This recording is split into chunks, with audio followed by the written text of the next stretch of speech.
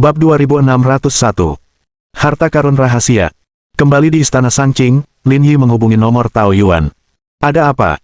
Kudengar kamu sedang mengalami masalah ketidaksuburan, aku ingin bertanya dan menawarkan bantuan. Minggir. Tao Yuan mengumpat, aku sibuk, tidak ada waktu untuk berurusan denganmu.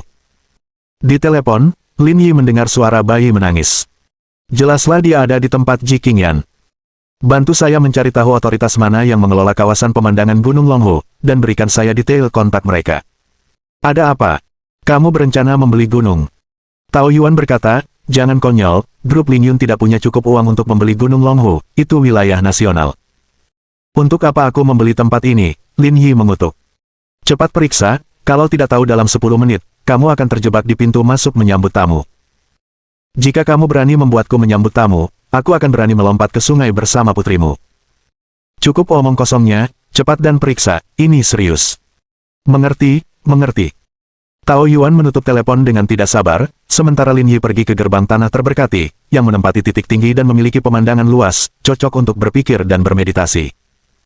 Bangunan kantor Longhu Mountain Scenic Spot berjarak lebih dari 100 meter dari pintu masuk utama, dengan 4 lantai yang tidak terlalu mencolok.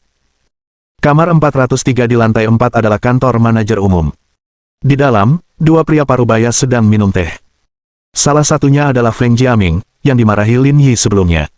Yang lainnya mengenakan kemeja putih dan celana jas hitam. Tidak terlalu tinggi, dengan belahan rambut 3-7, matanya kecil seperti koma, sekilas dia tampak agak licik. Nama pria itu adalah Chen Yuanxing, manajer umum tempat wisata itu, dan saudara ipar Feng Jiaming. Kakak ipar, bisakah kau memikirkan cara untuk mengusir Istana Sanqing dari Gunung Longhu? Memikirkan para pendeta Tao yang payah itu saja, aku jadi kesal. Aku tahu kamu masih kesal, tapi apapun yang terjadi, kamu tidak bisa mengusir Istana Sanqing. Mengapa? Feng Jiaming bertanya. Dengan kuil Zheng Yi di sini, Istana Sanqing tidak penting, kan? Dalam hal ini, Anda telah mengabaikan 2 hal, kata Chen Yuanxing. Istana Sanqing adalah warisan Tao yang sah dengan posisi yang sangat penting dalam sistem Tao. Jika kita benar-benar mengusir mereka, itu salahku. Begitu kantor pusat mengetahuinya, mereka akan menegurku, dan aku mungkin kehilangan pekerjaanku. Kedua, dari perspektif ekonomi pasar, persaingan merupakan senjata ampuh bagi pembangunan. Jika kita benar-benar menyingkirkan Istana Sanqing, kuil Zheng Yi akan mendominasi, dan tidak akan ada yang bisa mengimbangi mereka. Setelah mendengarkan penjelasan Chen Yuanxing, Feng Jiaming memahami inti situasi. Istana Sanqing dilampaui oleh kuil Zheng Yi karena jalan menuju gunung belum diperbaiki, dan itu karena mereka diberi keuntungan. Seperti yang dikatakan saudara iparnya, jika Istana Sanqing pergi, mereka tidak akan terus menyatakan minatnya karena tidak ada saingan. Kalau begitu, untuk saat ini, biarkan mereka tetap ada, tapi dendam ini harus diselesaikan. Toleransi yang kecil menghasilkan rencana yang hebat, seperti kata Taoisme, tetaplah tenang dan damai. Chen Yuanxing menyalakan sebatang rokok dan berkata dengan gerakan agung. Menggunakan kekerasan untuk menyelesaikan masalah adalah cara yang paling membosankan. Lihat saja bagaimana mereka bahkan tidak bisa membantah di depan saya, cukup kirim seseorang dan mereka sudah siap dengan uang. Jadi terkadang, kita harus menggunakan otak kita, zaman sudah berubah. Dimengerti, kakak ipar, kata Feng Jiaming. Tapi pendeta Tao bodoh itu tampaknya sangat miskin, meminta denda 500.000, aku ragu mereka bisa memenuhinya. Tidak masalah kalau mereka tidak bisa membayarnya, bukankah ada denda keterlambatan? Kakak ipar, jangan bercanda. Mereka bahkan tidak bisa mendapatkan 500.000, bahkan jika denda keterlambatan naik menjadi 5 juta, itu hanya angka. Feng Jiaming menyesap teh dan berkata, saya rasa ini mungkin tidak perlu, mereka mungkin hanya akan mengeluarkan 200.000 paling banyak. Saya mengerti maksud Anda, dan saya tahu situasi Istana Sanqing, mereka jelas tidak bisa mengarangnya. Kalau kamu tahu, apa gunanya melakukan ini? Chen Yuanxing berhenti sejenak, mengangkat dagunya, dan melihat ke arah pintu. Pertama, tutup pintunya. Feng Jiaming merasa sedikit tidak tahu apa-apa, tetapi merasa bahwa apa yang akan dikatakannya harus bersifat rahasia. Kakak ipar, apa yang hendak kau katakan, bersikap sangat hati-hati. Setahu saya, ada harta karun tersembunyi di Istana Sanqing, yang konon sangat berharga, dan saya sudah mencari kesempatan untuk mendapatkannya, kata Chen Yuanxing. Jika saya benar-benar bisa mendapatkannya dan menjualnya, 3 generasi berikutnya tidak akan mampu menghabiskan semuanya. Benar-benar. Feng Jiaming hampir melompat kegirangan, terkejut bahwa Chen Yuanxing akan memberitahunya berita yang mengejutkan itu. Tentu saja itu nyata, kalau tidak, mengapa aku harus bersusah payah? Kamu tidak bermaksud memberikan tekanan melalui metode ini agar mereka menyerahkan harta karun itu, kan? Itulah pikiranku saat ini, kata Chen Yuanxing. Tiket yang saya buka, meskipun agak mahal, semuanya sah. Anda bisa menemukannya di peraturan.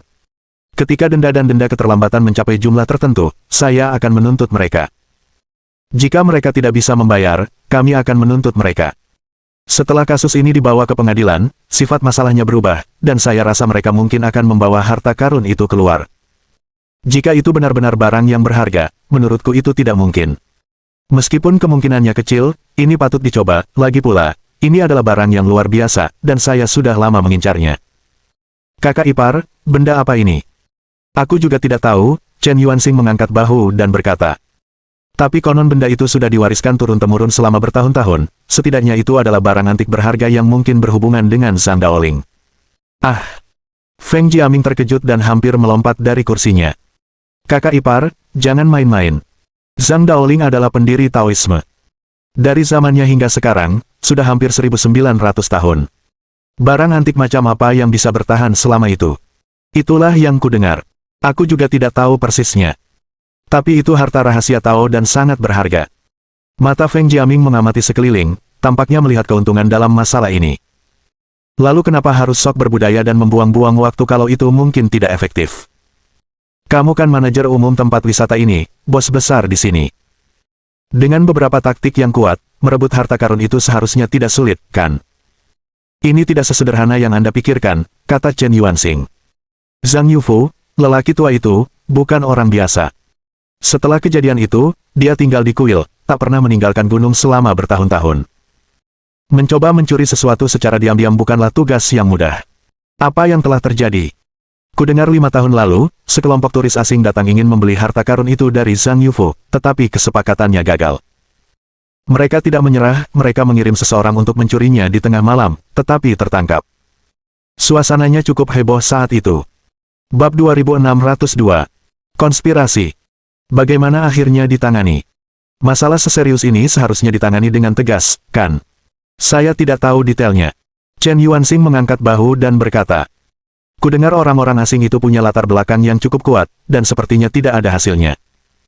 Saat itulah aku pertama kali tahu Zhang Yufu punya barang berharga, tapi aku belum pernah mendapatkannya. Alasan Chen Yuanxing mengungkapkan hal ini kepada Feng Jiaming adalah karena ia menyadari bahwa meskipun telah mencoba selama bertahun-tahun, ia tidak dapat membuat kemajuan apapun dan tahu ia tidak dapat mengatasinya sendirian. Selalu ada seseorang yang lebih baik, dan setiap orang memiliki keahliannya masing-masing. Kakak iparku putus sekolah waktu kelas 8 dan sejak itu sibuk berkecimpung di masyarakat.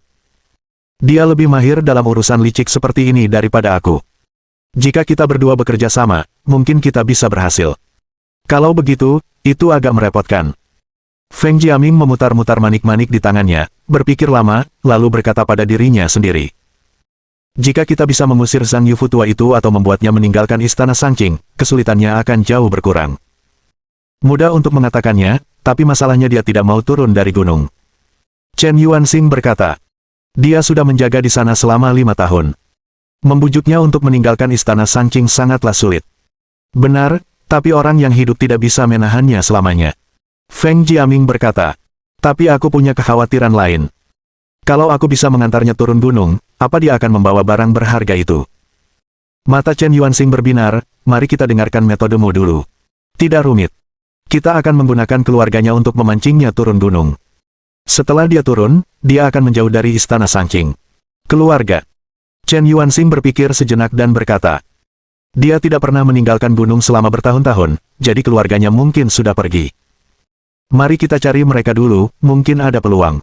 Feng Jiaming berkata, saya khawatir kalau dia turun, dia akan membawa barang berharga itu, yang akan merepotkan. Kamu begitu pintar sehingga kamu dikalahkan oleh kepintaranmu sendiri. Chen Yuanxing berkata, jika dia membawa barang itu bersamanya, itu sebenarnya hal yang baik. Maksudmu menyuruh seseorang merebutnya? Chen Yuanxing menghisap rokoknya, mengangguk, dan berkata, bahkan seekor harimau pun tak mampu melawan sekawanan serigala.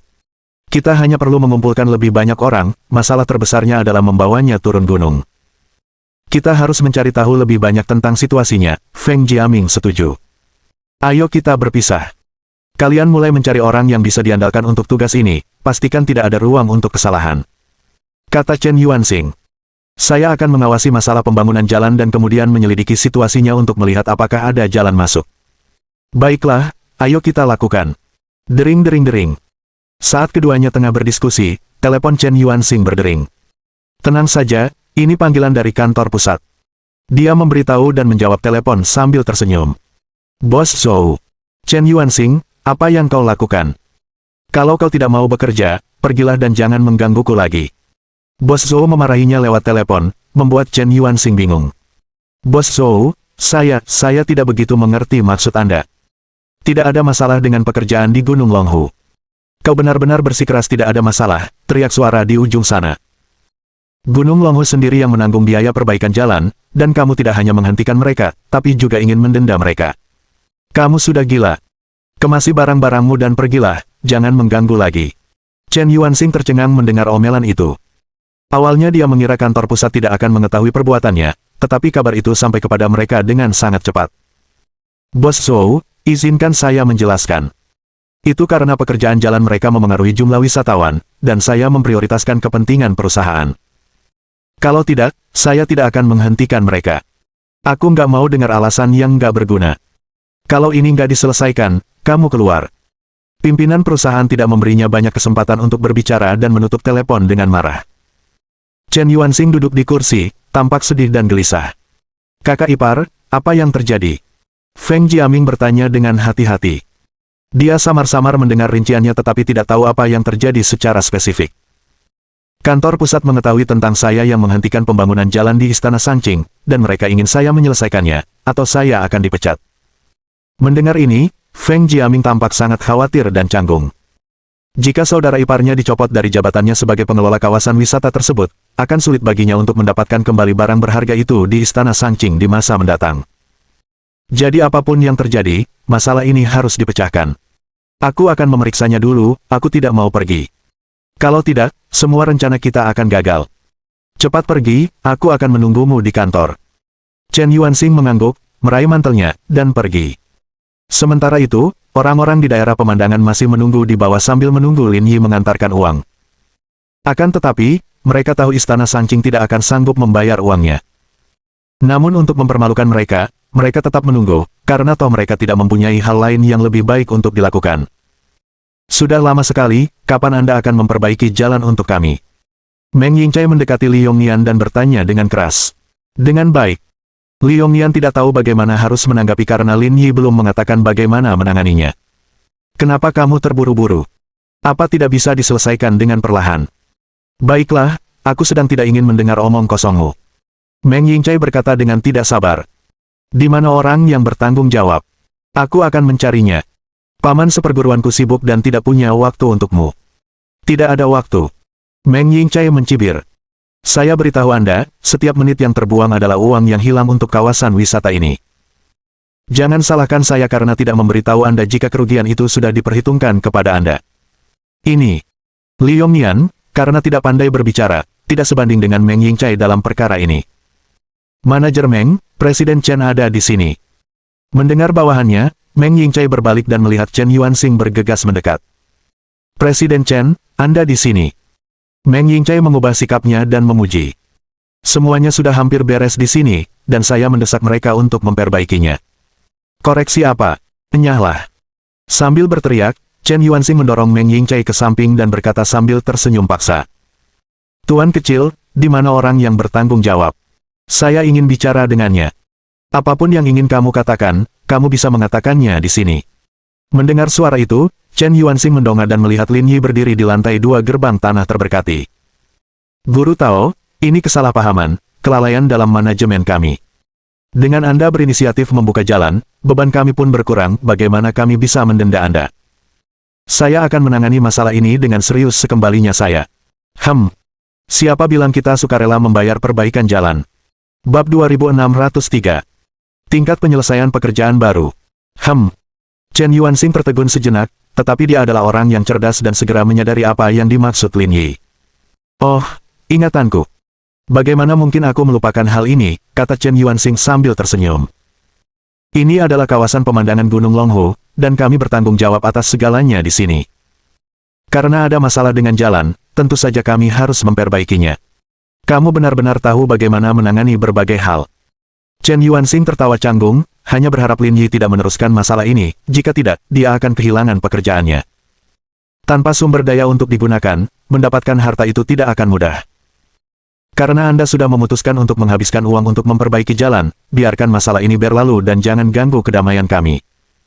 Merasa lega, Chen Yuanxing menyadari bahwa karena Lin Yi tidak akan meneruskannya, kantor pusat akan melepaskannya. Baiklah, baiklah, aku tidak akan mengganggu tuan-tuan lagi. Setelah mengucapkan beberapa patah kata sopan, Chen Yuanxing pergi bersama anak buahnya. Li Yongnian bergegas menuju gerbang tanah terberkati.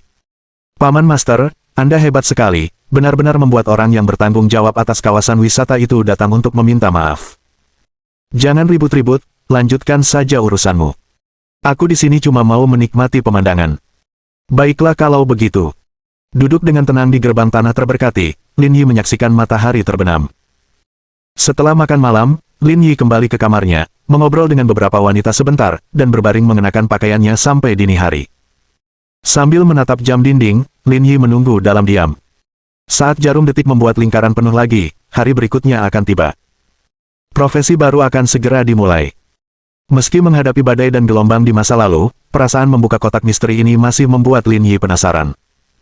Pada saat yang sama, dia diam-diam berdoa untuk pekerjaan keamanan yang santai. Tak lama kemudian, jarum detik mencapai posisi jam 12. Namun yang mengejutkan Lin Yi, suara sistem itu tidak bergema dalam pikirannya. Lin Yi duduk, ada apa? Kenapa kamu tidak menjawab? Di mana profesi barunya? 2 menit dan 49 detik tersisa hingga profesi baru dapat dimulai. Lin Yi menatap ponselnya lagi, lalu menatap jam dinding. Sial, ini hampir 3 menit cepat. Ruangan menjadi sunyi seiring bunyi jarum detik. Lin Yi merasa seakan-akan sedang berbaring di permukaan laut, perlahan tenggelam setiap kali berdetak. Tak lama kemudian, notifikasi sistem berbunyi seperti yang diharapkan. Profesi baru dimulai, ya tidak. Profesi pengalaman, pemadam kebakaran. Tingkat penyelesaian pekerjaan, 0%. Tuan rumah, silakan klaim paket permulaan profesional Anda, 10 juta RMB, masker tahan api. Wah, profesi ini benar-benar mengejutkan Lin Yi. Dia telah mempertimbangkan banyak kemungkinan, tetapi profesi ini tidak pernah terlintas dalam pikirannya. Sistem, ayo kita bernegosiasi. Lain kali, bisakah kau memberiku pekerjaan keamanan? Aku hanya ingin bersantai, tidak perlu berjuang lagi. Setelah mengeluh, sistem tetap diam. Mengikuti pola yang biasa, Lin Yi mengutuk leluhur sistem dan kemudian fokus pada profesi baru. Setelah dipikir-pikir, menjadi petugas pemadam kebakaran tampaknya cukup menarik. Namun saat ini, profesi pendeta tahu baru saja dimulai, jadi memulai profesi baru tidaklah cocok, jadi dia mengesampingkannya dan tertidur. Sekitar pukul 4 pagi keesokan harinya, Lin Yi, seperti biasa, pergi ke gunung belakang. Dia suka bermeditasi di sini pada pagi hari hingga matahari tinggi sebelum pergi. Jalan turun dari Istana Sanqing sedang diperbaiki secara intensif. Demi mempertahankan pekerjaannya, Chen Yuanxing tidak berani membuang waktu. Orang-orang di Istana Sanqing merasa sangat tidak senang. Tidak akan lama sampai kejayaan masa lalu dipulihkan. Di puncak gunung lain yang jaraknya beberapa ratus meter terdapat kuil Tao terkenal lainnya di Gunung Longhu, yaitu kuil Zhengyi. Menurut catatan, Istana Sanqing didirikan oleh Patriark Taois Zhang Daoling. Sedangkan kuil Zhengyi didirikan oleh guru surgawi generasi keempat Zhang Sheng. Jadi, dari segi warisan, kuil Zhengyi sedikit lebih rendah. Meskipun keduanya sangat autentik, mengklaim sebagai tempat kelahiran Taoisme bukanlah suatu yang berlebihan, tetapi pada akhirnya Istana Sanqing sedikit lebih ortodoks. Namun, selama bertahun-tahun, kuil Zhengyi secara sadar menghindari pandangan ini, dan dengan giat mempromosikan diri mereka sebagai aliran Taois ortodoks. Bagi mereka yang belum jelas mengenai fakta-faktanya, banyak yang mempercayai klaim tersebut, menganggap kuil Zhengyi sebagai asal-usul Taoisme yang paling autentik. Dan Istana Sanqing yang jujur dan konservatif menderita karenanya, kerugian paling langsung adalah persembahan dupa. Di jalan menuju Gunung Longhu, orang-orang dan kendaraan terus mendaki gunung, berbelok menuju tempat yang ingin mereka tuju di percabangan. Namun sebagian besar berbelok ke kiri, menuju kuil Zhengyi. Apa yang terjadi di sini? Bukankah perbaikan jalan sudah dihentikan? Kenapa masih berlanjut? Pembicaranya adalah seorang pemuda bernama Sun Liqiang, berusia sekitar 30 tahun, mengenakan jubah Tao dengan rambut disanggul, menatap Istana Sanqing yang jauh. Mereka tahu betul bahwa status kuil Zengyi saat ini sebagian besar disebabkan oleh jalan yang belum diperbaiki selama lebih dari setahun. Hal ini menarik lebih banyak wisatawan ke sana, dan dengan pemasaran promosi, kuil Zengyi melampaui Istana Sanqing.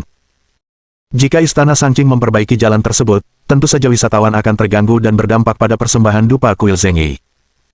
Saya mendengar seseorang melaporkan daerah pemandangan itu, mengklaim bahwa para pemimpin tidak melakukan tugasnya, sehingga mereka tidak punya pilihan selain menyewa seseorang untuk memperbaiki jalan.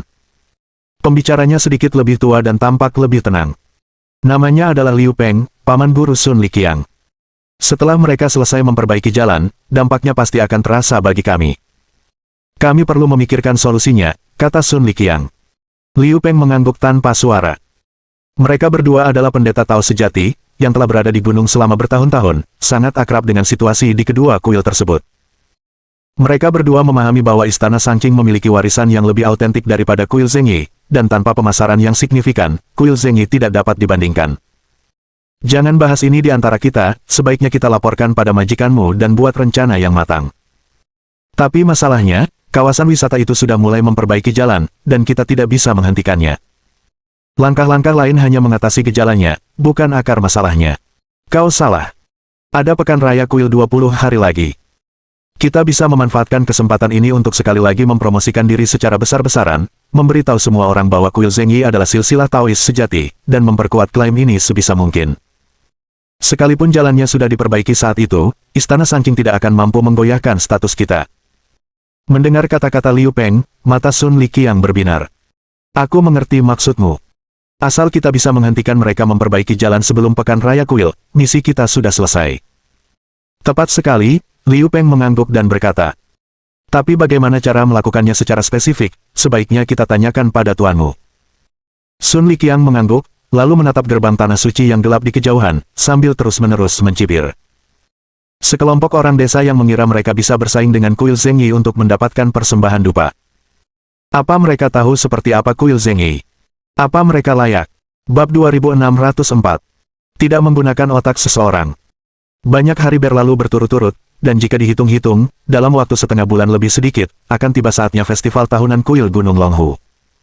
Di samping hari raya unik Taoisme, festival kuil merupakan hari raya Taoisme terbesar di kalangan masyarakat umum dan yang paling banyak diikuti oleh banyak orang. Karena pembangunan jalan, semakin sedikit orang yang datang ke Istana Sanqing. Ini juga memudahkan mereka untuk membersihkan kuil, sehingga mengurangi banyak masalah. Seperti kata pepatah, ketika di Roma, lakukanlah seperti orang Romawi, jadi Lin Yi bergabung dengan semua orang untuk bekerja, dan dalam kata-kata Zhang Yufu, ini juga merupakan bentuk kultivasi. Namun, dia terus mencari Gong Xiaoyun untuk berbicara dari hati ke hati setiap hari. Ketika Lin Yi mengeluh, ia berkata bahwa pembicaraan dari hati ke hati juga merupakan suatu bentuk kultivasi.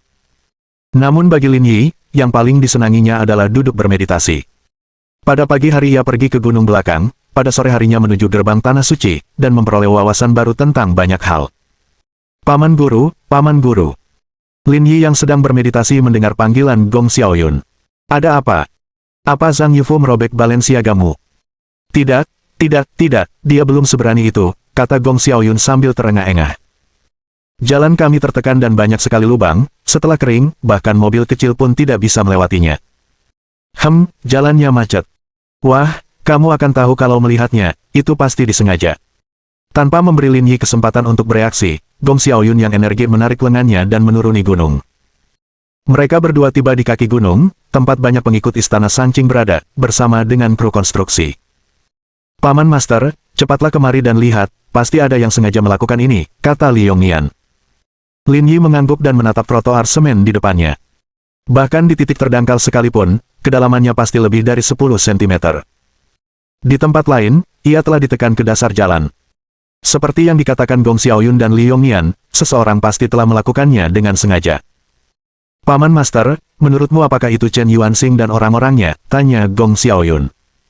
Tidak mungkin, kata Lin Yi. Merekalah yang membayar pembangunan jalan sekarang, tentu saja mereka tidak akan melakukan hal seperti itu. Setelah berbicara, Lin Yi melirik ke kejauhan dan berkata dengan lembut. Seharusnya orang-orang dari kuil Zengyi. Kuil Zengyi. Jika jalan kita tidak dibangun dengan baik, merekalah yang akan dirugikan secara langsung. Sekarang setelah saya menyingkirkan batu sandungan, yaitu Chen Yuanxing, tidak ada yang bisa membantu mereka lagi, jadi wajar saja, mereka harus melakukannya sendiri. Lin Yi berkata. Dan karena sebentar lagi akan ada festival kuil, mereka pasti tidak ingin kita menyelesaikan jalan itu, jadi wajar saja kalau kita melakukan hal seperti itu. Menghadapi permukaan jalan yang suram, Lin Yi tidak marah sama sekali, sebaliknya, dia merasa sedikit tidak bisa berkata-kata. Ia bertanya-tanya apa yang dipikirkan orang-orang ini, yang terang-terangan menyabotase diri mereka. Bahkan tumit kaki pun tahu itu mereka. Mereka tidak memiliki logika dalam tindakan mereka, jika saja Zhang Yufu berusaha keras untuk berpikir seperti yang dilakukannya dalam pembicaraan dari hati ke hati, Istana Sanqing tidak akan berada dalam kondisi seperti sekarang ini. Paman Master, apa yang harus kita lakukan tentang ini? Li Yongnian bertanya. Bisakah jalan diperbaiki sebelum festival dimulai? Jangan khawatir, ini bukan aspal. Bisa diperbaiki dalam beberapa hari. Dengan itu, Lin Yi menatap pemimpin kru konstruksi. Tuan Ma, teruslah bekerja. Ini termasuk pengeluaran tambahan, kita akan menyelesaikannya secara terpisah nanti dan memastikan Anda tidak rugi. Tidak perlu, itu bukan masalah besar. Kita bisa bekerja sedikit lagi. Mari kita bersikap adil, kamu juga perlu mencari nafkah. Lin Yi berkata. Tapi aku punya satu permintaan, saat kamu mengerjakan perbaikan dan menuangkan beton jalan, ingatlah untuk membuatnya sedikit lebih tipis. Jangan membuatnya terlalu padat. Hah. Sedikit lebih kurus, kata pemimpin konstruksi itu. Jika kita membuatnya lebih tipis, bentuknya tidak akan bagus dan akan mempengaruhi kualitas. Tidak masalah, lakukan saja apa yang kukatakan. Kalau nanti ada masalah kualitas, kita bisa memperbaikinya, dan pembayaran akan normal. Baiklah, kalau begitu kami akan melakukannya dengan caramu. Kepala bagian konstruksi tidak membantah.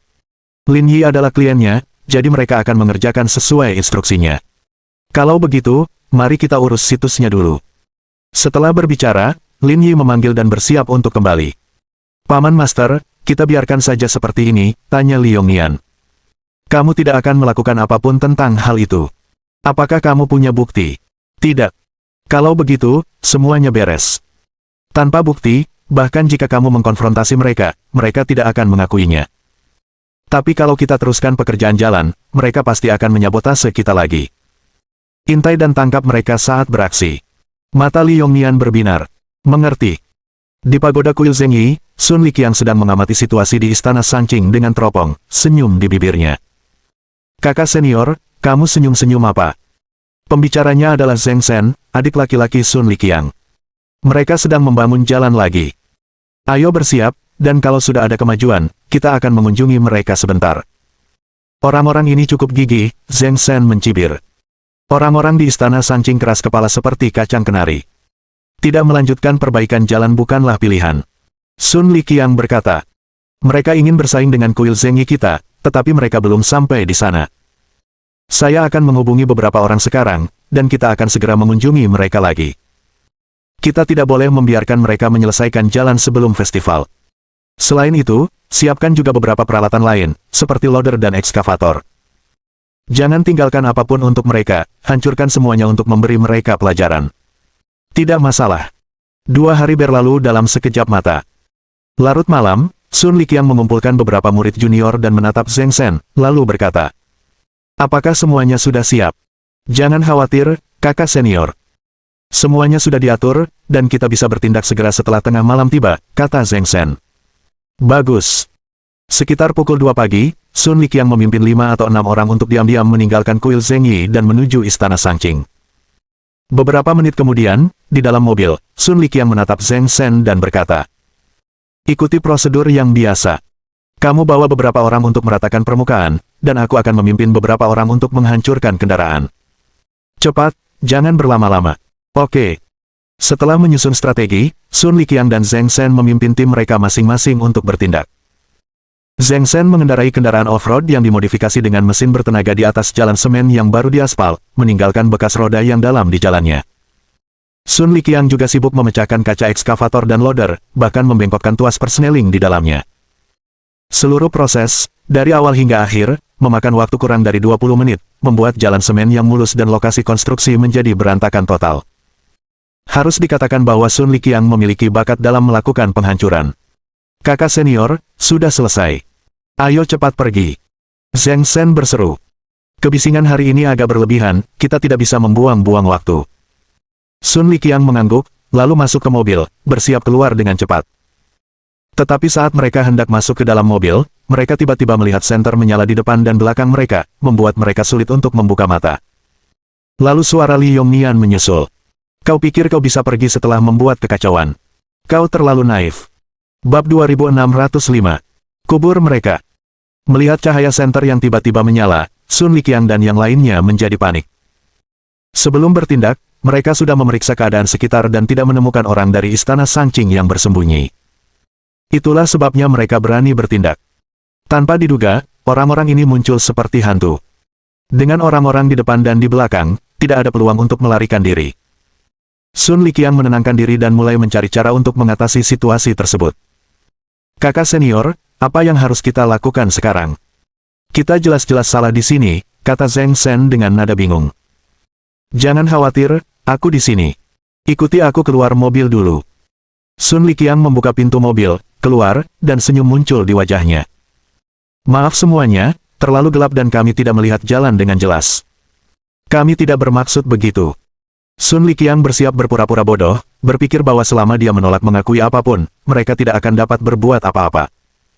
Lin Yi berjalan keluar dari kerumunan, alasan menyedihkan itu, kau benar-benar memikirkannya. Proses berpikir yang luar biasa.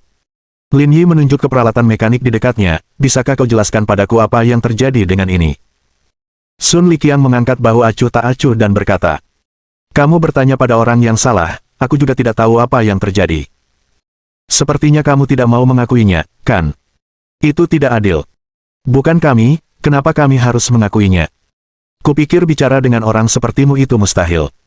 Katakan saja apa yang ingin kau katakan, tapi itu tidak ada hubungannya dengan kami.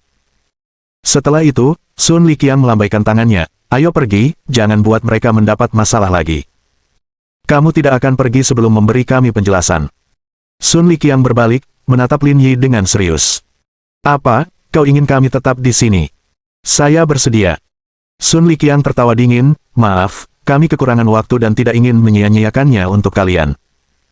Orang-orang dari kuil Zhengyi bersiap untuk pergi, tetapi orang-orang dari istana Sanqing tidak menunjukkan niat untuk pergi, malah menghalangi jalan seluruhnya. Apa artinya ini? Sun Liqiang berkata dengan wajah dingin, apakah kamu berencana untuk bergerak? Jika Anda tidak memberi kami penjelasan yang masuk akal, kami tidak punya pilihan selain menyelesaikan ini dengan perkelahian. Sun Liqiang menyipitkan matanya, tatapannya mengamati anggota istana Sanqing, menyadari ada lebih dari 10 orang sementara mereka hanya 6. Mereka tidak memiliki keunggulan dalam jumlah. Itu cukup licik, apakah kamu hanya menggertak dengan angka? Kamu tidak sepenuhnya bodoh, tahu bermain-main denganku, kata Lin Yi. Mari kita hadapi satu lawan satu demi keadilan. Bibir Sun Liqiang melengkung membentuk senyum dan dia berkata, kalau begitu, ayo kita bertanding hari ini, tapi kalau kau bukan tandinganku, maka ini bukan salah kita. Tidak perlu mengatakannya, aku mengerti aturan dasar ini. Mendengar ini, semua orang di kuil Zhengyi menunjukkan senyum dingin. Mereka tidak hanya bisa merusak jalannya, tapi juga bisa menghajar mereka.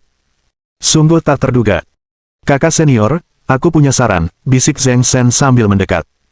Apa saranmu? Aku baru saja menghitung, mereka punya 11 orang, kita 6. Meskipun jumlah kita lebih sedikit, kekuatan pribadi kita jauh lebih besar daripada mereka. Sekalipun kita bertarung dengan jumlah yang lebih sedikit, kita punya peluang besar untuk menang. Kenapa tidak memanfaatkan kesempatan ini untuk menghajar mereka habis-habisan? Aku sudah menunggu ini. Saya sudah mempertimbangkan ini sebelumnya. Meskipun kita punya peluang bagus untuk menang, ada risikonya, kata Sun Liqiang. Mungkin lebih baik aku menghajarnya sendiri, untuk kemenangan mutlak. Itu berhasil, tapi pastikan kamu memukulnya dengan keras, beri mereka pelajaran, kata Zheng Shen. Jangan khawatir, aku tahu apa yang aku lakukan. Setelah itu, Sun Liqiang menatap Lin Yi. Kau mau bertarung, kan? Ayo kita mulai sekarang, jangan tunda tidur kita. Kalau begitu aku tidak akan menahan diri. Lin Yi mengambil inisiatif, bergerak dengan kecepatan ekstrim, mencapai Sun Liqiang dalam sekejap mata. Tidak memberinya waktu untuk bereaksi. Gedebuk. Tendangan keras mendarat di tubuh Sun Liqiang. Dia menjerit memilukan, memegangi perutnya, hampir muntah empedu. Hanya ini yang kau punya. Tidak cukup untuk mengejekku. Lin Yi menjambak rambutnya dan meninju pangkal hidungnya. Jeritan memilukan lainnya bergema, darah mengalir dari hidungnya. Sun Liqiang melepaskan tangannya, memegang hidungnya. Dalam kondisi menyedihkan ini, dia sudah kalah dalam pertarungan. Apa yang kalian semua lakukan hanya berdiam diri di sini, tangkap dia. Atas perintahnya, orang lain dari kuil Zheng Yi bergegas maju. Bahkan menghunus senjatanya. Mereka menyerang Lin Yi, dengan gegabah. Mereka merasa lebih unggul. Percaya bahwa berasal dari kuil Zheng Yi membuat mereka lebih kuat dari Istana Sanqing. Sekarang, setelah dipukuli oleh seseorang dari Istana Sanqing rasanya seperti ditampar oleh pengemis tidak berguna. Mereka tidak dapat menoleransi hal ini. Trik yang kotor sekali, bahkan sampai mengeluarkan senjata, umpat seseorang. Sialan, ayo kita masuk, teriak Li Yongnian, jangan biarkan mereka menyakiti paman guru kita.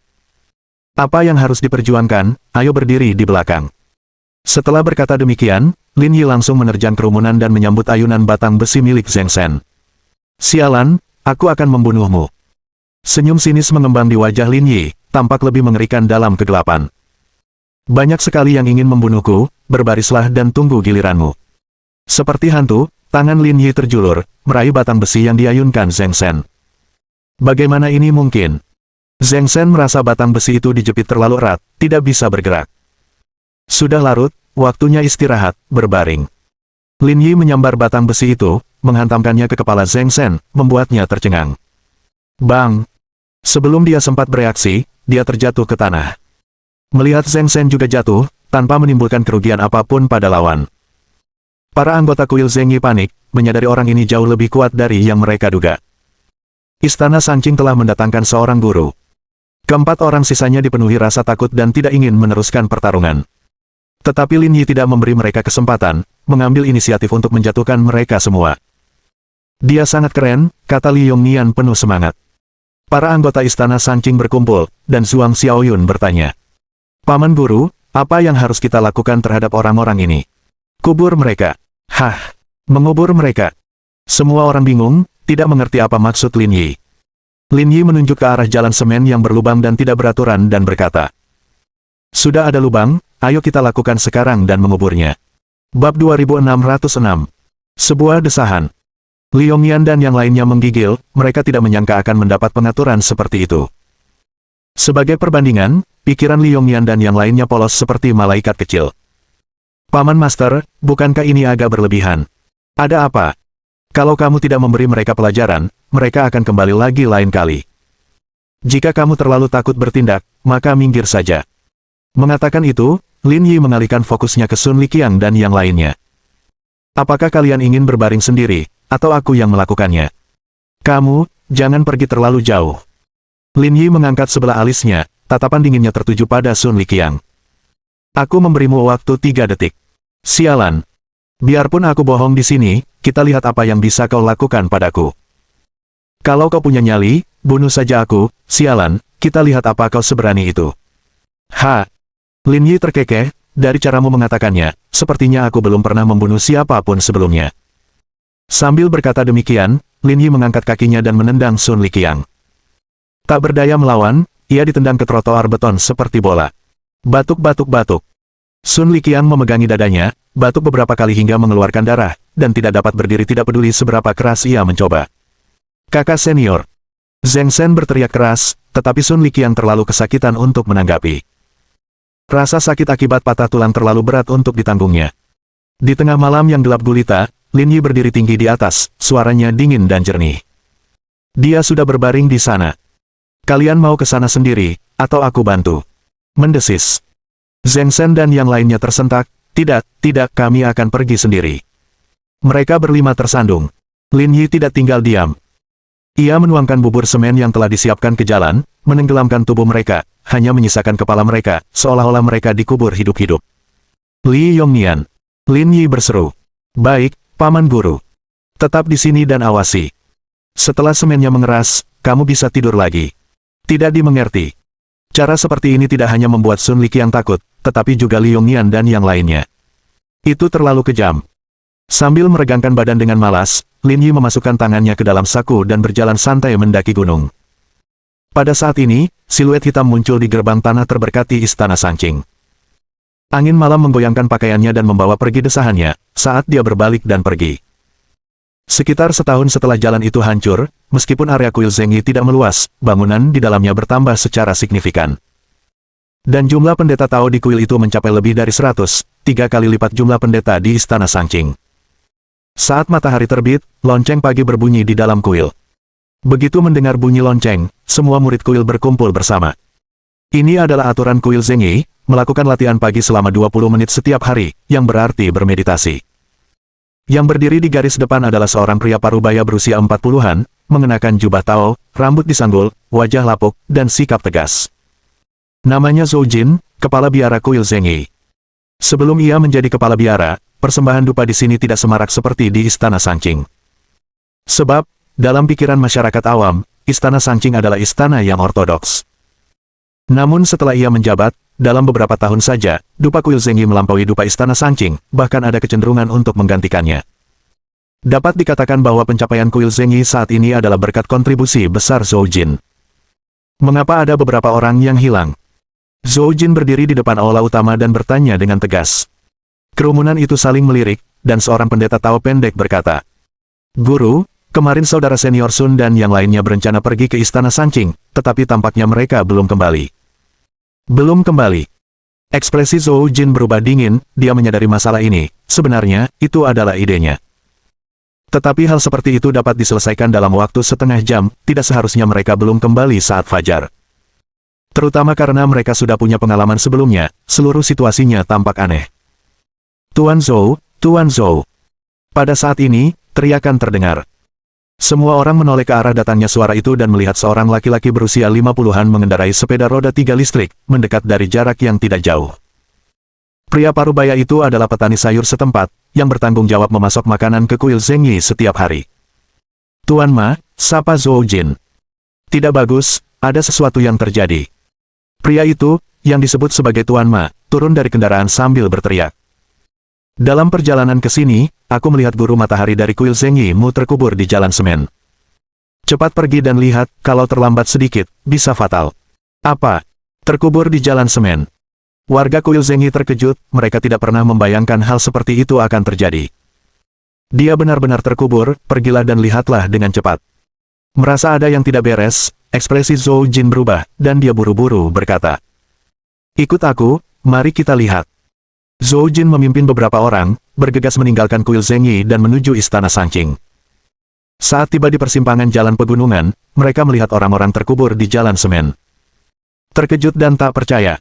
Mereka tidak dapat membayangkan siapa yang begitu kejam hingga melakukan hal seperti itu. "Cepat, keluarkan mereka." Orang-orang kuil Zhengyi bergegas datang.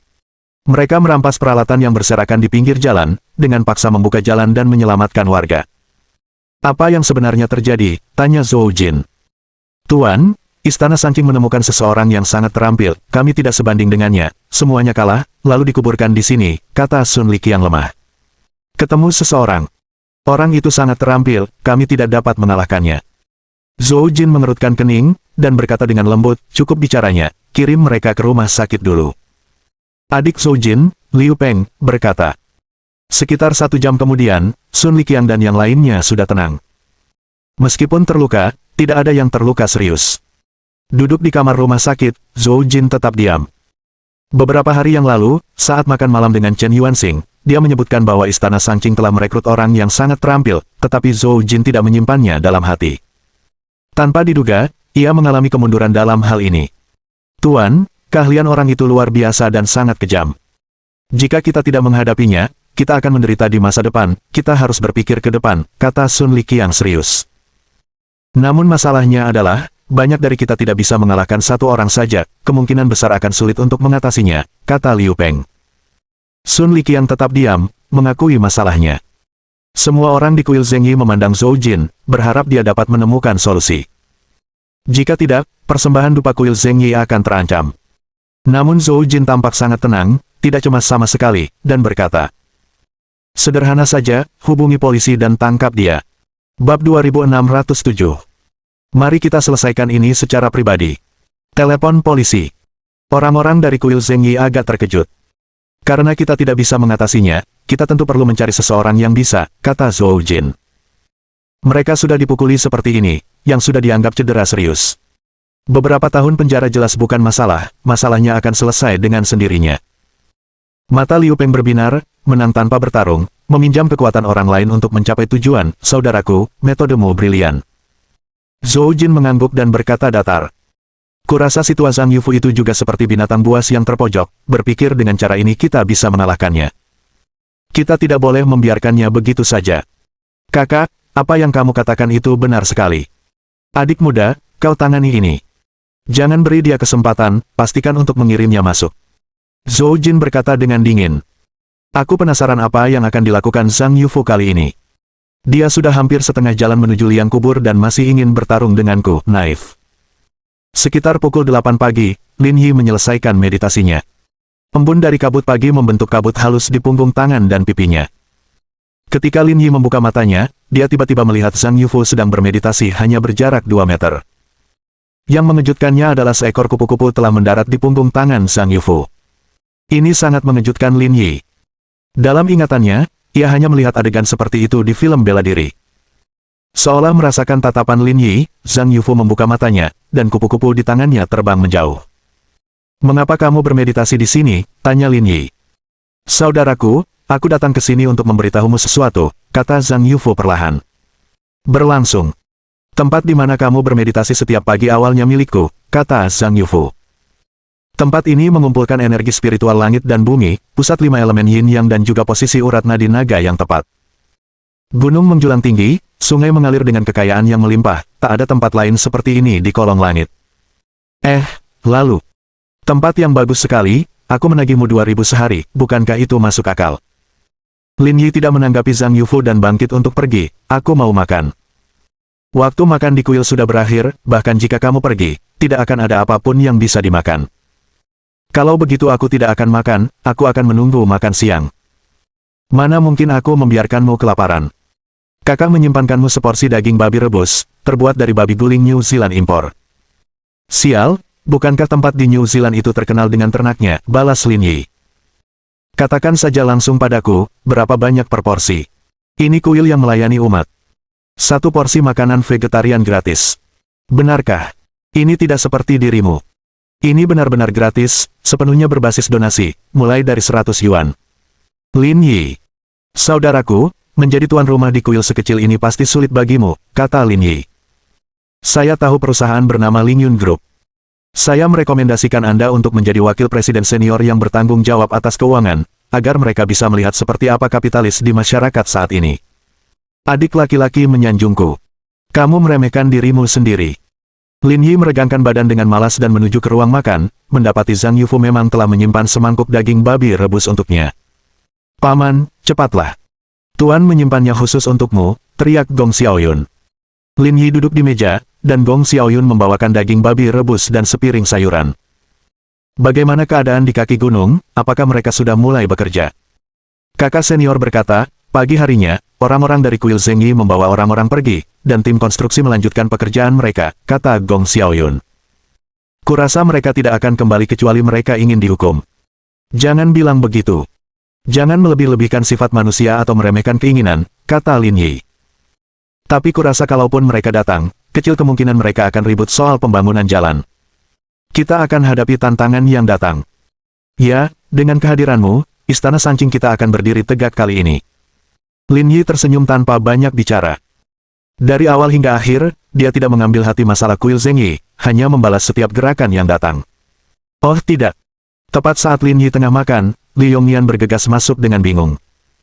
Paman, gawat, polisi ada di sini. Polisi, gumam Lin Yi, mereka tidak mungkin ada di sini untuk menangkapku, kan? Sepertinya begitu, mereka membawa orang-orang dari kuil Zheng Yi. Bajingan-bajingan itu pasti sudah menelepon polisi. Lin Yi memikirkannya dan merasa itu mungkin. Karena mereka tidak dapat membawanya dengan paksa, memanggil polisi adalah satu-satunya pilihan mereka. Dan satu-satunya pilihan mereka yang efektif. Paman, berhentilah duduk di sini dan sembunyilah di suatu tempat. Katakanlah paman turun gunung, dan kembalilah ketika keadaan sudah tenang. Melihat ekspresi panik Gong Xiaoyun, Lin Yi merasa sedikit lucu. Apa yang membuatmu panik? Aku sudah melakukan semuanya, jadi wajar saja kalau aku tidak takut dengan pertanyaan mereka. Sambil meletakkan sumpitnya, Lin Yi menyeka mulutnya. Ayo keluar dan lihat. Mereka bertiga berjalan keluar bersama-sama, tepat pada waktunya untuk melihat polisi datang bersama Liu Peng dari kuil Zheng Yi di halaman. Zhang Yufu sedang bernegosiasi dengan mereka. Pak polisi, itu dia. Melihat Lin Yi keluar, Liu Peng menunjuknya dan berkata, dia mematahkan tulang keponakanku dan menguburnya hidup-hidup, sungguh tidak manusiawi. Jangan biarkan dia lolos. Jangan khawatir, kami akan menangani ini dengan adil. Sambil berkata demikian, salah seorang petugas berjalan mendekati Lin Yi dan berkata, mereka menuduhmu melakukan penyerangan terhadap orang lain, apakah itu benar? Lin Yi mengangguk dan mengakuinya secara terbuka. Memang, aku memukul mereka. Apakah kamu menghormati hukum, menyerang seseorang, dan bahkan menguburnya hidup-hidup? Tahukah kamu betapa seriusnya hal ini? Lin Yi menggaruk kepalanya. Menurut standar garda pusat, ini biasa saja, tapi dalam kehidupan sehari-hari, ini terasa agak parah. Ini cukup serius, saya baru menyadarinya. Kalau begitu, jangan bicara lagi, ikutlah dengan kami. Lin Yi tidak bingung dan bertanya dengan tenang. Aku bersedia pergi bersamamu, tapi ada sesuatu yang ingin aku tanyakan.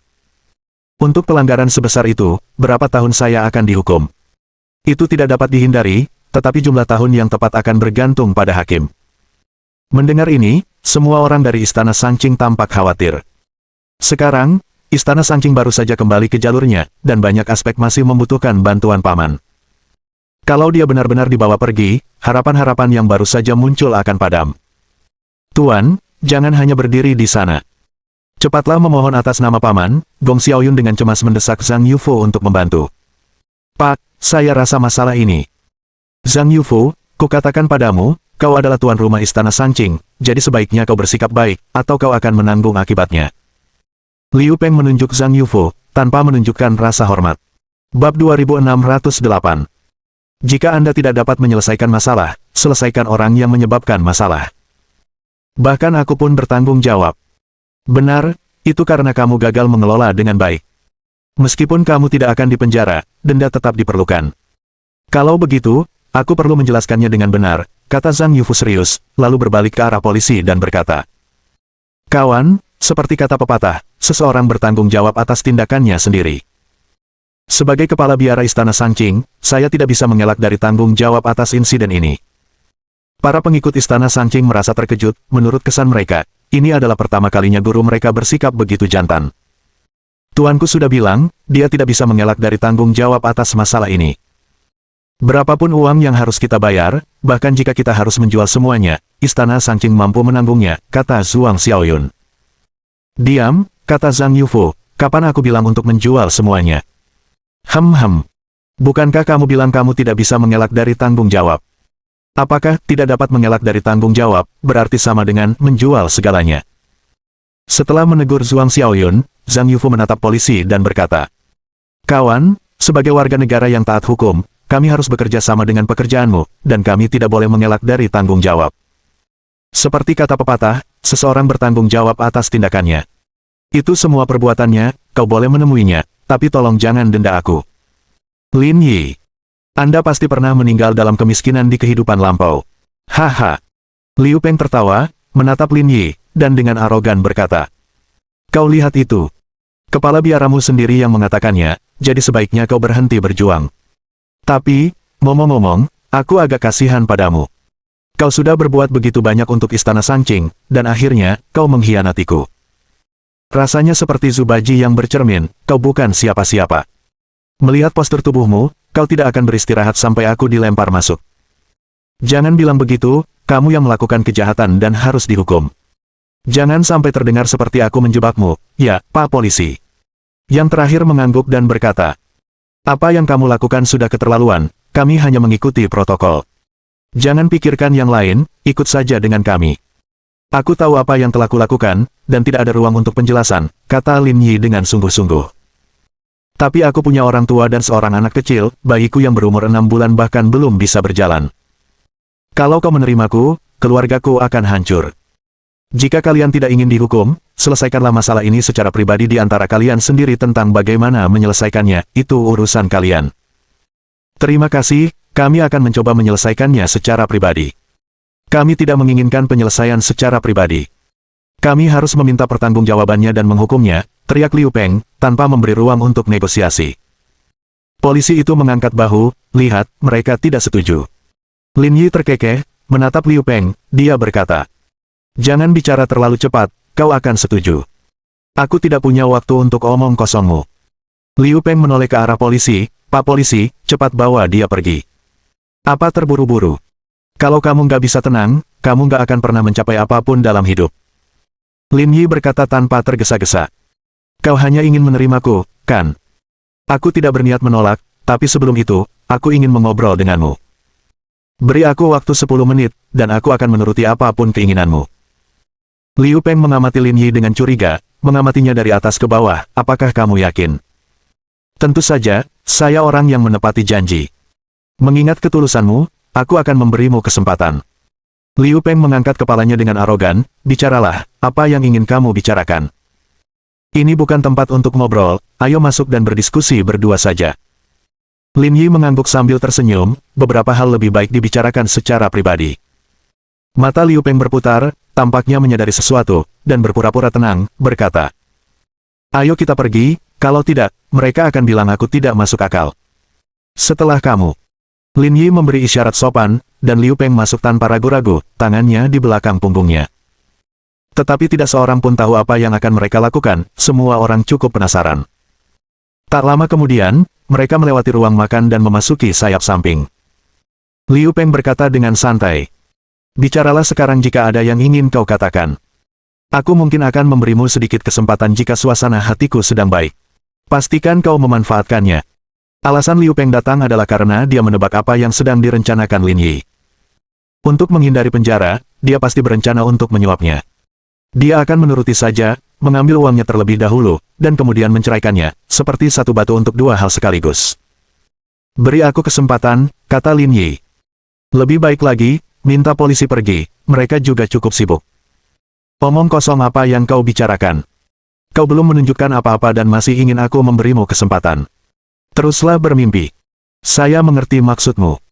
Lin Yi berkata dengan nada lambat, sambil tersenyum tipis. Aku akan memberimu sesuatu untuk ditunjukkan. Kamu tidak sebodoh itu, tapi jangan coba-coba bicara berbelit-belit. Tunjukkan ketulusanmu dengan sungguh-sungguh, jangan sampai aku mengulanginya. Tidak masalah, ketulusanku sudah cukup. Bam! Begitu kata-kata itu keluar dari mulutnya, Lin Yi meninju hidung Liu Peng dengan keras. Yang terakhir menjerit, darah mengalir, dan jatuh ke tanah dengan suara gedebuk. Kamu, apa yang kamu lakukan? Menyerangku. Melihat Lin Yi berjalan ke arahnya, Liu Peng bergegas mundur, kedua tangan dan kakinya menggapai-gapai. Seorang pria tua pernah berkata kepada saya, jika Anda tidak bisa menyelesaikan masalah, selesaikanlah orang yang menyebabkannya. Jadi, saya minta maaf. Setelah sekitar 10 menit, polisi yang menunggu di luar menjadi tidak sabar. Tuan, tolong cepatlah, kami ada urusan lain yang harus diselesaikan, jadi kami tidak bisa menunggu di sini. Baiklah, baiklah, aku akan segera pergi. Li Yongnian buru-buru menyetujui. Tetapi ketika dia hendak masuk, dia mendengar suara berderit, dan pintu didorong terbuka dari dalam. Ini. Melihat Liu Peng yang babak belur dan memar, semua orang terkejut dan hampir tidak mengenalinya. Apa yang kalian lakukan? Tahukah kalian ini melanggar hukum? Tegur polisi. Petugas, Anda salah paham, kata Lin Yi. Dia jatuh sendiri, tidak ada hubungannya denganku.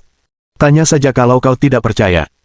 Semua orang secara naluriah menatap Liu Peng, tampaknya meminta konfirmasi. Itu aku yang jatuh, tidak ada hubungannya dengan dia. Apakah kamu masih menuntut pertanggungjawabanku? Tanya Lin Yi. Tidak, aku tidak mengejarnya, sama sekali tidak. Liu Peng buru-buru berkata. Masalah ini tidak ada hubungannya denganmu, ini perbuatan orang lain. Lin Yi terkekeh dan berkata kepada polisi. Pak Polisi, Anda juga sudah mendengarnya, masalahnya ada pada kesalahannya, dia seharusnya tidak meminta pertanggungjawaban saya. Meski dipukuli dengan parah, Liu Peng menatap polisi dengan harapan di matanya. Berharap mereka mengerti dia berbohong. Kedua polisi yang terlatih secara profesional itu dengan cepat menyadari kejanggalan tersebut, lalu dengan wajah tegas berkata kepada Lin Yi. Kamu tahu betul apa yang sedang terjadi, hari ini kamu ikut dengan kami. Bab 2609. Membalikkan meja pada musuh. Mendengar polisi mengatakan ini, hati Liu Peng melonjak kegirangan. Dengan cara ini, saya tidak perlu dipukuli. Ayo, kita bicara di sini, kata Lin Yi riang. Bagaimanapun juga, aku tetap senior mereka, jadi mereka harus menghargaiku. Kalau tidak, aku akan kehilangan wibawaku di hadapan mereka. Tanpa memberi mereka banyak waktu untuk mempertimbangkan, Lin Yi memanggil mereka ke samping dan kemudian mengeluarkan surat kepercayaannya. Kita semua berada di pihak yang sama di sini, tunjukkan padaku sedikit wajahmu. Sementara itu, meskipun Liu Peng dipukuli sampai babak belur, dia diam-diam merasa bangga. Dia sudah terjerumus ke dalam situasi seperti itu, menambah hinaan atas lukanya. 5 tahun tidak akan cukup, dia sudah melampaui misinya.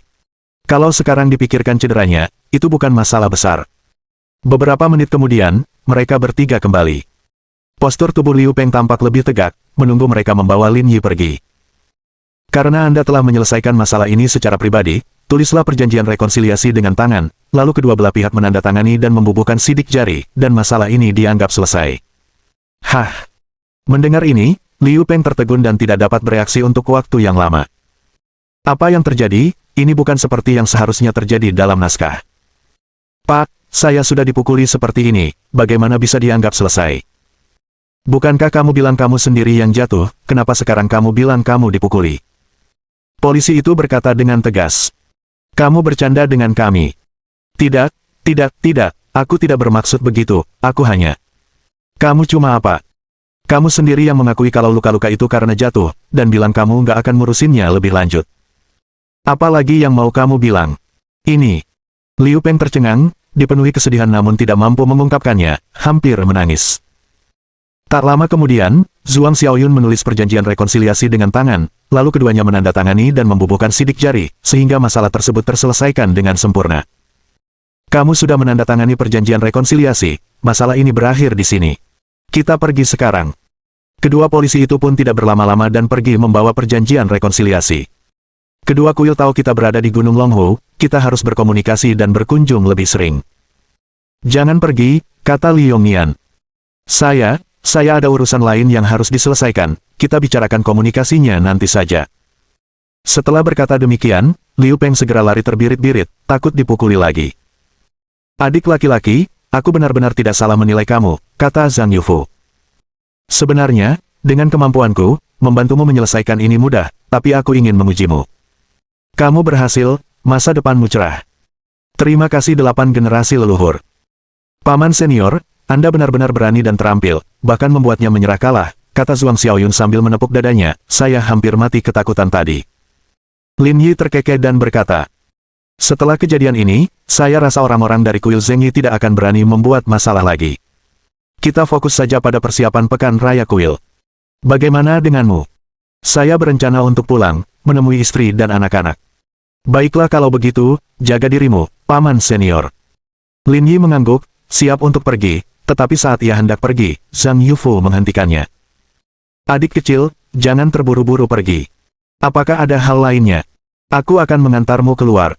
Lin Yi sedikit mengernyit, merasakan Zhang Yufu masih banyak yang ingin dikatakannya, lalu mengangguk setuju. Keduanya menuju keluar gerbang tanah terberkati, Zhang Yufu berkata dengan sungguh-sungguh. Adik junior, kemampuanmu memang luar biasa, tapi kau terlalu cepat bertindak kasar, itu tidak baik. Kita harus tenang dan kalem untuk memahami jalan yang lebih agung. Lin Yi tidak mengatakan apa-apa. Zhang Yufu pernah mengatakan hal serupa sebelumnya, hanya saja tidak sejelas hari ini. Saya mengerti maksudmu. Apakah kamu ingin segera pulang? Tidak terlalu bersemangat. Saya ingin membawa Anda ke suatu tempat yang mungkin dapat membantu Anda. Oke. Mereka tiba bersama di kota Sanqing di kaki gunung, di mana Lin Yi melihat kebun sayur yang luas di depannya. Menjelang musim semi, petani di sekitar sudah mulai mengolah tanah dan menabur benih. Mengapa membawaku ke sini? Kebun sayur ini milik istana Sanqing. Hampir semua makanan kami berasal dari sini. Mendengar ini, Lin Yi akhirnya mengerti. Tidak heran hidangan vegetariannya begitu lezat, semuanya organik. Itu benar. Jadi kenapa membawaku ke sini? Aku, kakak seniormu, ingin mengajarimu cara mengolah diri. Bersabarlah dalam bertindak dan berkarya, atau kau tak akan melihat jalan yang lebih besar. Kamu tidak bermaksud menyuruhku bertani, kan? Pemahamanmu memang tinggi. Ikutilah para petani di sekitar, balikkan tanah, dan belajarlah menabur benih. Ini adalah pengalaman yang tak ternilai dalam berpartisipasi dalam seluruh proses pemeliharaan beragam kehidupan. Kau pasti mengerti niat baik kakakmu yang lebih tua. Jadi, saya harus belajar mengolah tanah dan menabur benih sebelum saya bisa pulang, kan? Ya, ini ujian yang ditinggalkan kakak seniormu untukmu. Mereka berdua melanjutkan perjalanan mereka masing-masing. Zhang Yufu juga bersiap untuk kembali. Guru Tao, Anda di sini. Baru saja melangkah keluar dari kebun sayur, seorang pria berkulit gelap mendekat. Namanya Wang Xiaodong, yang dipekerjakan oleh Zhang Yufu sebagai mandor. Tugas utamanya adalah berhubungan dengan masyarakat dan membantu istana Sanqing mengelola lahan. Anda pernah bilang kalau seorang pekerja sedang sakit dan pulang untuk pensiun.